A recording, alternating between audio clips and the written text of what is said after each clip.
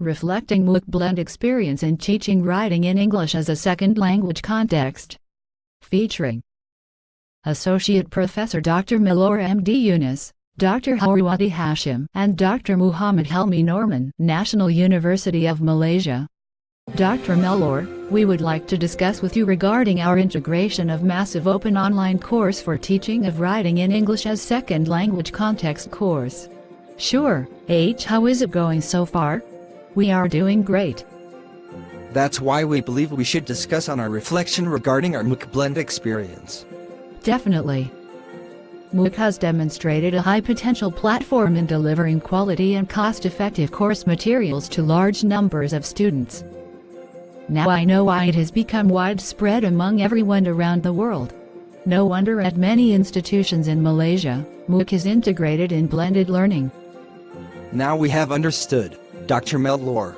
That is why we are also integrating the use of MOOC for our course at the Faculty of Education National University of Malaysia. Yes. And this MOOC is enrolled by students of Teaching English as a Second Language program. Interesting, isn't it?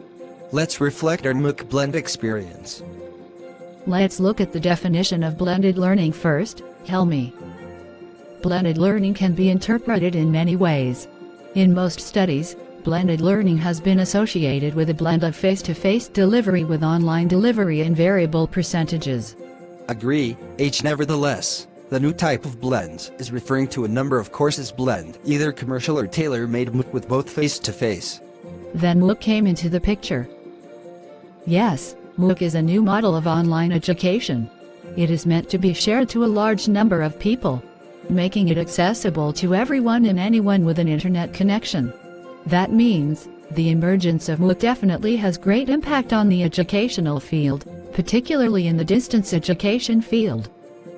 Well, although MOOC is commonly designed and delivered as independent courses, several studies have already explored MOOC integration into university courses. In our study, qualitative research design was employed. 33rd-year Teaching English as a Second Language students were involved as the participants. Yes, they had gone through one semester using MOOC. They were introduced to writing approaches and writing strategies as well as mechanics of writing. In the end, they will be able to identify strategies to teach writing in English skills and design lesson plan. All these were based on what they have learned via MOOC. When being asked about their first impression of the course, many of the students' responses were quite negative. Some of the responses such as she doesn't really look forward to learn and the course is going to be interesting but tough and challenging. One even mentioned that she was very stressed out on the first day of lecture. It was shown that the students were not fond of taking the course. For them, learning to teach writing in English was challenging as they themselves were not confident with their English writing skills.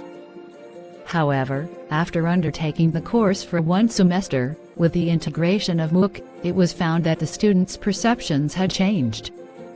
The responses obtained at the end of the semester have changed tremendously. Wow! That is awesome, That's great, and Helmi. I am positive that the students found that the use of MOOC had sparked their interest in using technology for teaching writing with their students in the future. Definitely, Dr. Milor. One student even commented that she was impressed by the extensive use of MOOC. Another positive reflection on the students' experience of MOOC blend approach for the course was that the materials and tasks really helped in understanding further regarding the topics of the course, and the favor of giving them chances in completing them at their own pace. From the students' responses, it was clearly shown that the integration of MOOC into the teaching of the course was beneficial for them. Even though they studied the course on MOOC independently, they can still collaborate with their peers from different locations. Agree with you, Dr. Milor? Students could also reflect on their own motivation for enhancing their knowledge about the topics covered on the MOOC and on the collaboration with their peers.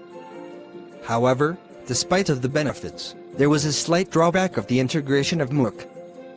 As the lecturers deal with a huge audience, the lecturers would not be able to provide active feedbacks for the students' responses on MOOC.